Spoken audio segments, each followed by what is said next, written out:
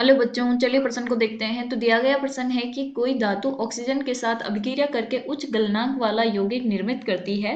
ये यौगिक जल में विलय है। ये तत्व क्या हो सकता है? विकल्प ए है कैल्शियम, विकल्प बी है कार्बन, विकल्प सी है सिलिकॉन, विकल्प डी है लोहा। तो हमें बताना है कि हमारी ऐसी कौन सी धातु है जो ऑक्सीजन के साथ अभिक्रिया करके उच्च गलनांक वाला यौगिक बनाती है, और ये यौगिक हमारा क्या है, जल में विलय भी है।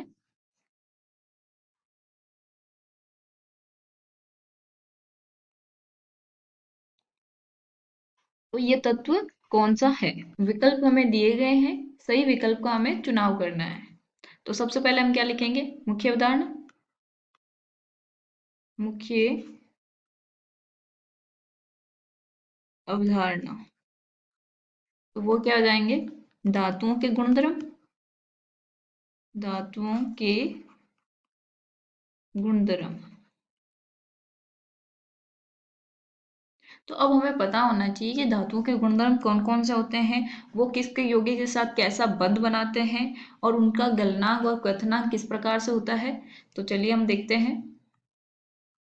तो हमें क्या बोला गया है कि एक धातु ऑक्सीजन, कोई धातु है हमारी, वो ऑक्सीजन के साथ अपक्रिया करके उच्च गलनांक वाला यौगिक निर्मित करती है। ठीक है, तो उच्च गलनांक यौगिक कौन होगा? तो हमें पता है कि जो धातुओं में आयनिक यौगिक बनता है उसका गलनांक और क्वथनांक दोनों ही उच्च होता है। तो आयनिक यौगिक का गलनांक उच्च होता है। ठीक है, अब उच्च क्यों होता है? क्योंकि आयनिक यौगिक में अंतर आयनिक आयनिक आबंध पाया जाता है। इस वजह से इनके बीच में हमें क्या होता है, गलनांक ज्यादा होता है। मेल्टिंग पॉइंट और बॉइलिंग पॉइंट दोनों ही आयनिक यौगिक के ज्यादा होते हैं। तो इसने बोल दिया कि जो हमारी धातु ऑक्साइड है वो उच्च गलनांक वाला यौगिक है, यानी कि वो क्या होगा, आयनिक। आयनिक यौगिक कौन बनाएगा? अब ऑक्सीजन है, ऑक्सीजन की हाई इलेक्ट्रोनेगेटिविटी है। तो हमारे जो धातु में आवर्त सारणी के जो समूह एक और दो है, सारी धातु और सारी मृदा धातु जो होती है, वो हमारे क्या बनाते हैं, आयनिक यौगिक बनाते हैं। तो हम यहाँ लिख सकते हैं समूह एक व दो, सारी धातु व सारी मृदा धातु के तत्व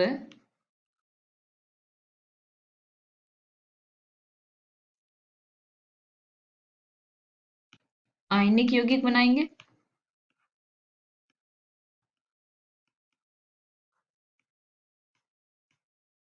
बनाएंगे तो जो हमारा तत्व होगा वो किससे बिलोंग करेगा? या तो फर्स्ट से या सेकंड समूह से।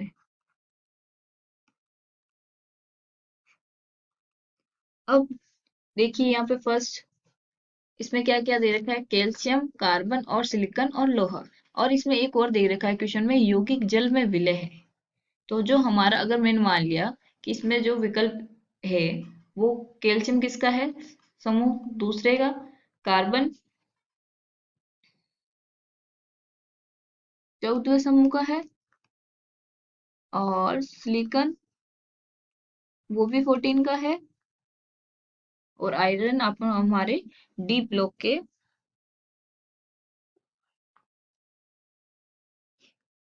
ये हमारा डी ब्लॉक है। लोहा यानी कि Fe। ठीक है, तो अब हमारे पास क्या आ गया, कैल्शियम। तो कैल्शियम का अगर ऑक्साइड बनेगा तो वो कैसे बनेगा, Ca, ऑक्सीजन के साथ अभिक्रिया करेगा तो क्या बनाएगा, कैल्शियम ऑक्साइड। तो दो से और इसको दो से, तो ये हो गई संतुलित अभिक्रिया। तो जो हमारा कैल्शियम ऑक्साइड है वो जल के साथ अभिक्रिया कर लेगा और क्या बनाएगा, CaOH का होल ट्वाइस। ये हमारा क्या है, ठोस, ये द्रव है, ये फिर से ठोस है, अगर अधिक्य में है तो ये विलयन बन जाएगा। तो इसमें हमारा सही उत्तर कौन सा होगा? विकल्प ए, कैल्शियम, क्योंकि ये समूह 2 से बिलोंग करता है। आशा करती हूँ आपको समझ में आया होगा। धन्यवाद।